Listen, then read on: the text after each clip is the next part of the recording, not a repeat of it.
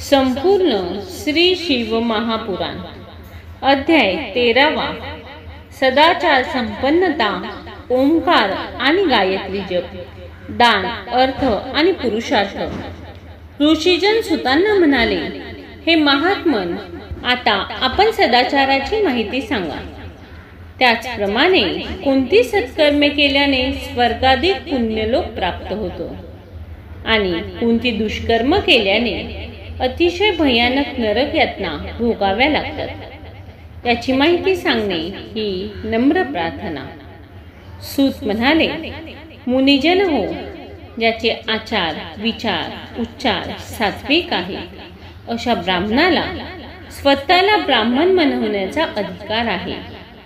जीव जगत आणि जगतात्मा याची त्याला पूर्ण जाणीव झालेली असते आणि ते ज्ञान जो सर्वांना सांगत असतो, जो वेदांनी सांगितलेल्या आचारांचे पालन करतो त्याला विप्र असे म्हणतात।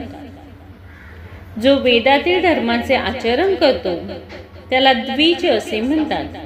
जे थोडे ज्ञान प्राप्त करून मंत्री पदावर राहून राजाची सेवा करतो त्याला क्षत्रिय ब्राह्मण असे म्हणतात। जे ब्राह्मण शेती आणि व्यापार करतात त्यांना वैश्य ब्राह्मण असे म्हणतात। सर्व लोकांनी ब्रह्ममुहूर्तावर उठावे, मंगल स्नान करावे, भस्माने कपाळावर त्रिपुंड गाढावे, गायत्री मंत्राचा जप करून पूर्व दिशेला सूर्यासाठी 3 वेळा अर्घ्य द्यावे, संध्या करावी। शंकर गौरी कार्तिकेय विष्णू ब्रह्मा चंद्र आणि अन्न देवता या सर्वांना एकरूप मानावे, प्रणवाची उपासना करावी। साधकाने सारे विश्व ब्रह्मरूप आहे आणि मीही ब्रह्मरूप आहे या धारणेने आपल्या श्वासाकडे लक्ष द्यावे। हा सोहम जप जीवाला परमात्मा परब्रह्म स्वरूपामध्ये स्थित करतो। सदैव नाशवंत प्रापंचिक गोष्टीचा विचार करू नये। गायत्री मंत्राचा जास्तीत जास्त जप करावा। धर्माच्या आधारावर अर्थ म्हणजे संपत्ती पुरुषार्थ प्राप्त करावा। चांगल्या मार्गाने पैसे मिळवावे आणि चांगल्या मार्गासाठी उपयोगी आणावे। मोक्ष हे जीवनाचे ध्येय ठेवावे। कितीही धन प्राप्त झाले तरी मानवाला शांती लाभू शकणार नाही। त्यासाठी धर्म आणि मोक्ष या दोन्हींमध्ये अर्थ आणि काम पुरुषार्थाची रचना ठेवली पाहिजे। कलियुगात देव प्रतिमांच्या पूजनाने ज्ञान प्राप्त होईल। तसेच देश काल पात्र पाहून दान धर्म करावा। दुसऱ्यांचे दोष कधीही काढू नये, त्यांना त्रास होईल असे बोलू नये। संपूर्ण शिवाचा लीला विलास आहे हे जाणून आपली कर्तव्य कर्म करावी। अध्याय 13वा समाप्त। अध्याय 14वा अग्नियज्ञ देवयज्ञ आणि ब्रह्मयज्ञ। ऋषीजन सुतांना म्हणाले, आता आम्हास अग्नियज्ञ देवयज्ञ आणि ब्रह्मयज्ञ आणि देवार्थांचे महत्व याविषयीची माहिती सांगावी। सूत म्हणाले, महर्षीजन हो, ज्या पुरुषांनी गृहस्थाश्रम स्वीकारलेला आहे त्यांनी नित्याने सकाळी आणि सायंकाळी अग्नीमध्ये द्रव्ययुक्त हवन करावे, याला अग्नियज्ञ असे म्हणतात। ब्रह्मचारी पुरुषास समिधा देणे हा देखील अग्नियज्ञ आहे।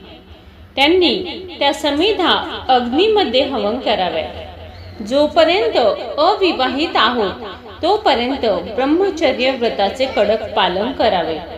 व्रताचे आमरण आणि जपाचे अनुष्ठान करावे, हा त्यांचा अग्नियज्ञ होय। संन्यासी लोक आत्म्याला अग्निसमान मानतात। शरीर रक्षणासाठी थोडे अन्न ग्रहण करणे हा त्यांच्यासाठी अग्नियज्ञ होय।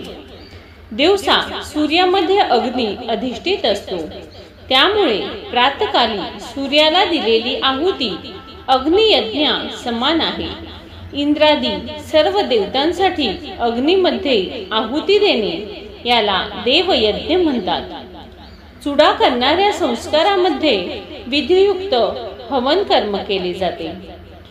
तोही देवयज्ञ होय. देवतांना प्रसन्न करण्यासाठी यज्ञ करणे हा देखील देवयज्ञ होय. नित्य नियमाने श्रवण, पठन, अध्ययन करणे याला ब्रह्मयज्ञ म्हणतात. सकाळी अथवा संध्याकाळी हा ब्रह्मयज्ञ करावा. शिवजींनी सृष्टीच्या आरंभी लोकांना उपयोगी पडावे म्हणून वाराची संकल्पना अस्तित्वात आणली. त्यांनी 7 वार निर्माण केले. वाराचा स्वामी सूर्य, त्या वाराला रविवार असे नाव देण्यात आले. त्यानंतर मायाशक्तीचा वार बनवला. त्याचा अधिपती चंद्र, त्याला सोमवार असे नाव दिले. कुमाराच्या वाराला अस्तित्वात आणून मंगळाला त्याचे स्वामी केले. त्यानंतर विष्णू, ब्रह्मदेव, इंद्र आणि यम यांचे वाद निर्माण झाले. बुध, गुरु, शुक्र आणि शनी या ग्रहांना अनुक्रमाने त्यांचे अधिपती म्हणून नियुक्त केले.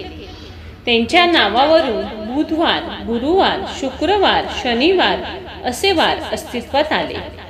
रविवारी सूर्याची उपासना, सोमवारी चंद्राची, मंगळवारी मंगळाची, बुधवारी बुधाची, गुरुवारी गुरुची, शुक्रवारी शुक्राची, शनिवारी शनीची उपासना केल्यास पुण्यफल प्राप्त होते. त्या देवतांच्या मंत्रांचा जप करणे, त्यांच्यासाठी होम करणे, त्यांना आवडणाऱ्या वस्तूंचे दान करणे, त्यांच्यासाठी तपश्चर्या करणे, त्यांच्या प्रतिमेची अथवा मूर्तीची षोडोपचारे पूजा करणे या 5 प्रकारच्या आराधना आहेत. जो श्रद्धा भक्तीने आपली नित्याची पूजा आराधना करतो त्याच्यावर शंकर कृपा करतात. अशा प्रकारे श्रद्धापूर्वक अंतःकरणाने देवाची आराधना करावी.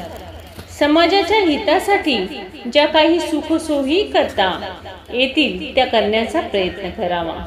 धर्मशाळा बांधाव्यात, विहिरी, तलाव निर्माण करून जलाची व्यवस्था करावी. अध्याय 14 समाप्त.